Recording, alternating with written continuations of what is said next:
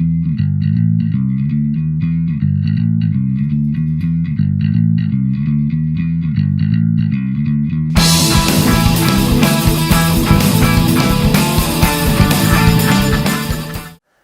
and welcome to the 9th vlog. Thank you for joining me.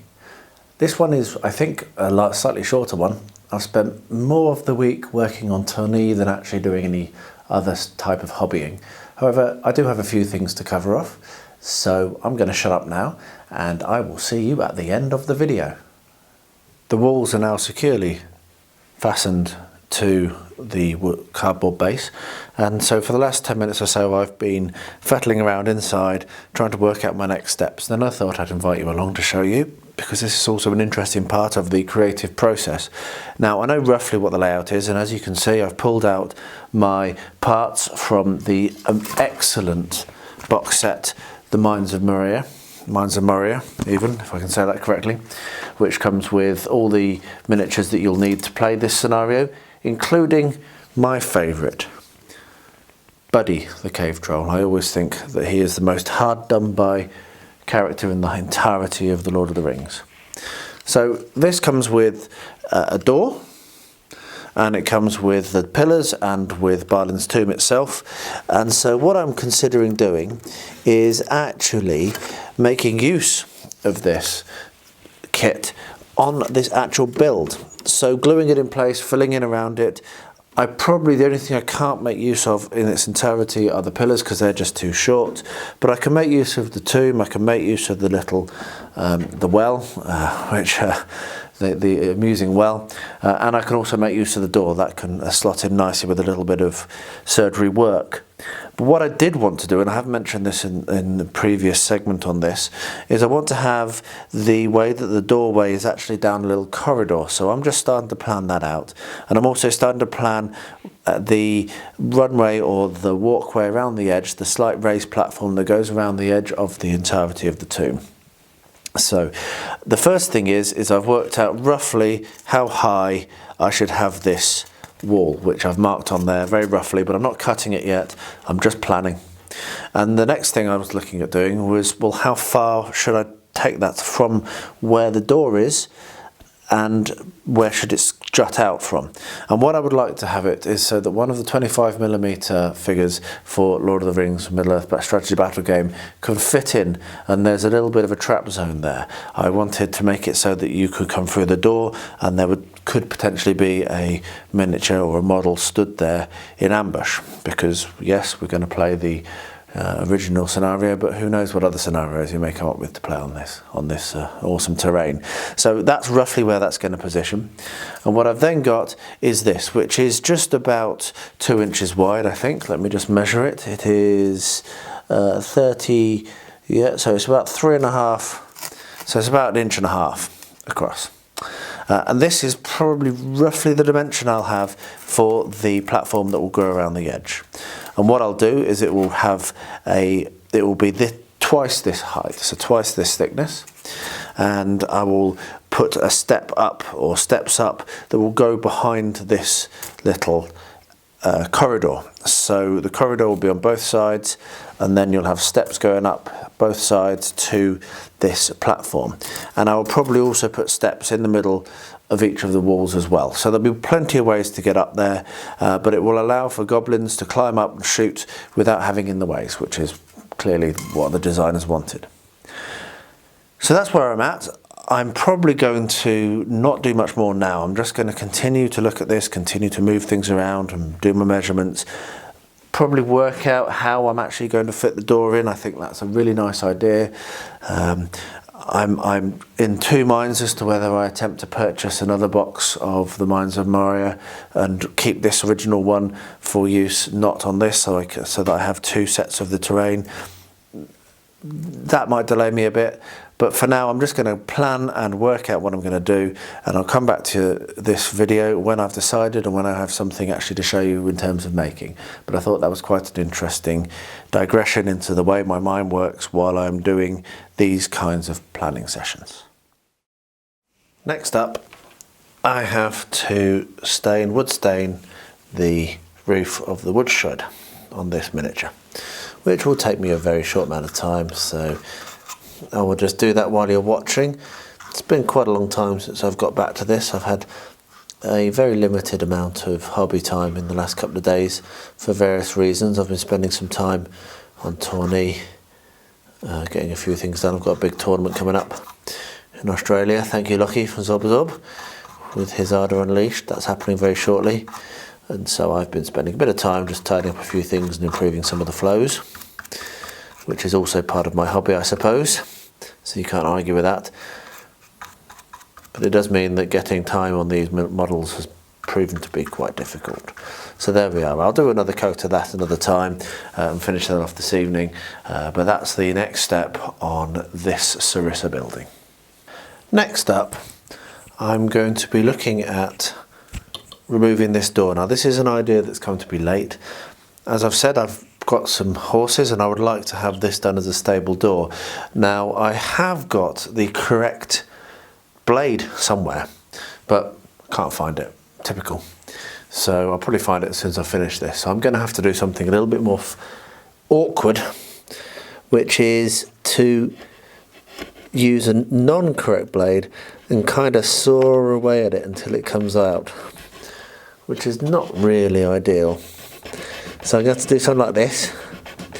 And what I'm going to do, this is something I would have done anyway, is I'm going to take the entire door out and then I'm going to recreate an entirely new door, which out of whatever materials I decide to do, which will be half of the door, a proper stable door. So I'm going to carry on with this.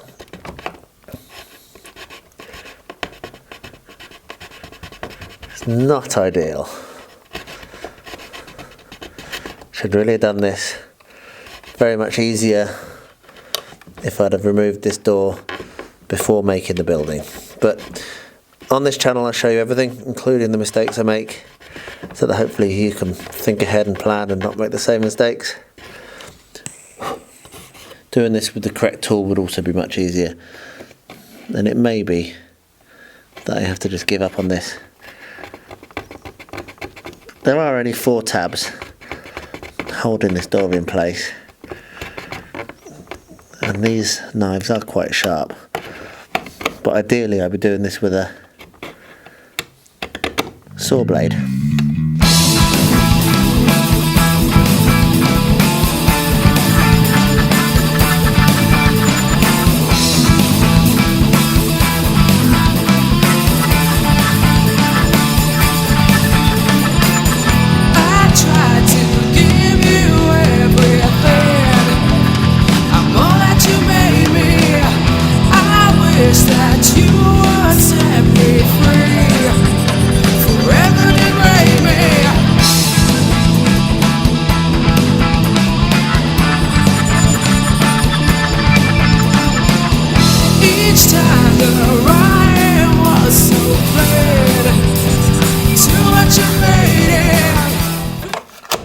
There we are.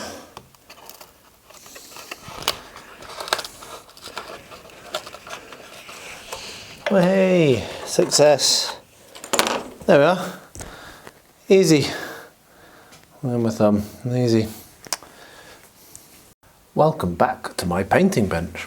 And it's the first time for a very long time that I've sat down to paint, and this evening I'm aiming on hopefully completing all of these Ruffians that I've been doing for such a long time.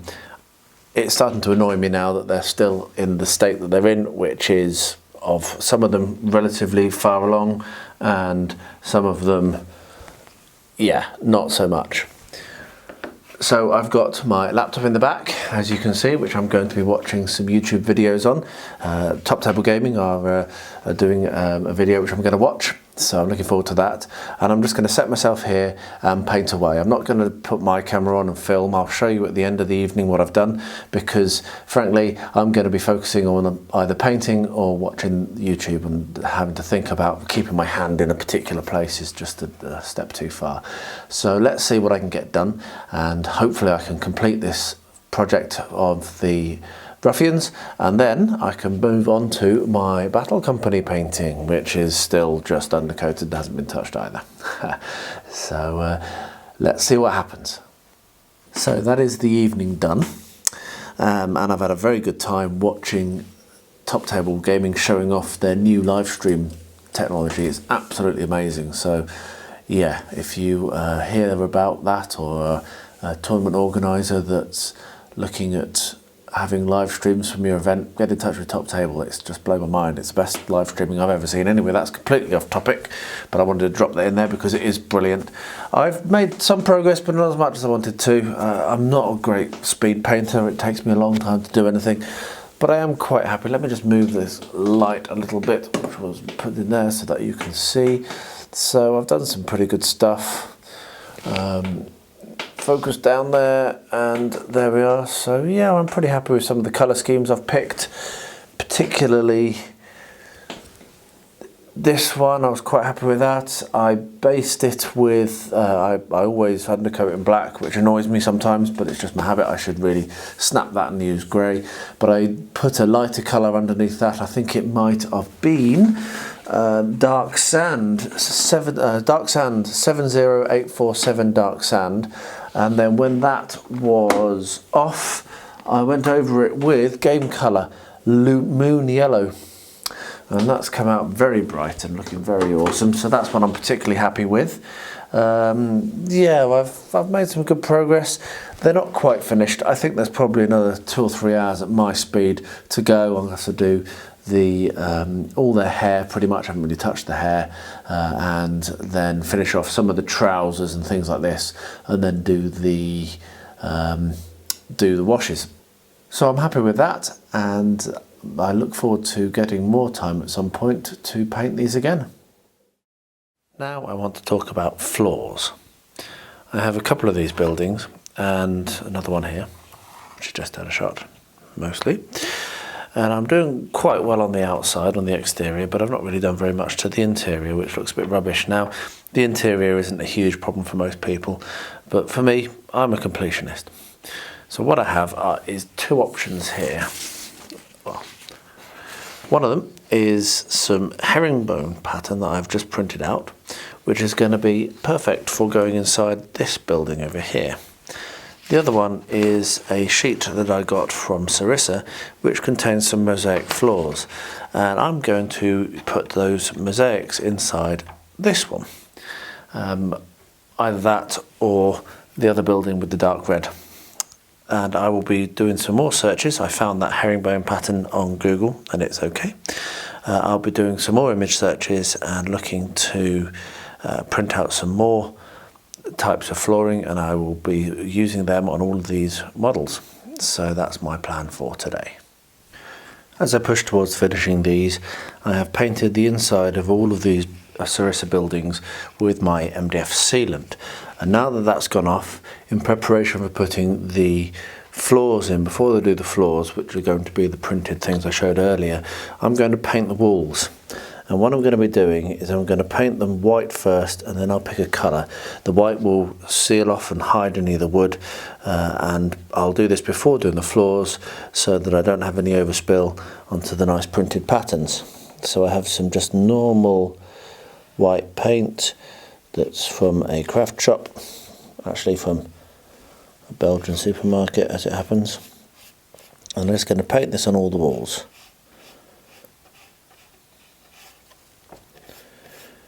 I'll probably do 2 coats, and it will make this, finish this off a little bit nicer. So I think I'm going to turn the camera off because I need to be able to manoeuvre this. As you can see, it's a bit awkward trying to keep this in shot. And when I am done, I will show you what it looks like. I've had a bit of time this afternoon while Rosie snoozed. I don't know if you can see in the shot at the baby monitor, keeping an eye on her, to get some more paint on these Ruffians, which is a really good thing. I really want to finish them. So I've got to the stage where I'm doing the washes. So I've done the first flesh wash on these miniatures. I'm quite pleased with how they're coming out. Some of them are more done than others. So this guy is very, very close to completed. Some of them have items still yet to be done. So for example, this guy's trousers are still not done, which is a bit annoying. I'll have to do them. I've got to stop now for a bit and get on with my afternoon and early evening routine, and I'll hopefully get back a bit later on and do a little more work. I'm very, very close now. I feel like I should be able to finish these this evening. So let's see what I managed to do. I have made some good progress painting the interiors of the Sarissa MDF buildings. I've done one coat on each model and just done that with white, as you can see. So there's the 3 models, and they're all 3 buildings, and they've all got their white on the insides. I'll be doing another coat at some point, maybe later on today or maybe another day, but for now that's good enough. I'm going to get on with something else.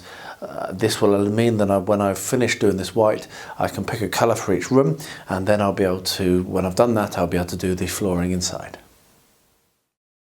I've reached the end of the evening and I've done very well again. I've actually managed to get to a stage where I only have the final little bit of highlighting and then the basing to do on my Ruffians.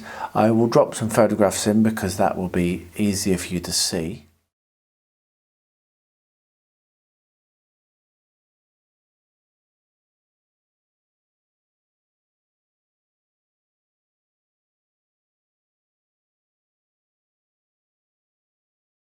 And then tomorrow I'm hoping to get onto this and actually complete these and do all of the basing and get them varnished, and then they'll be done, which is brilliant because then I can crack on with my battle company painting miniatures, which I'm quite looking forward to.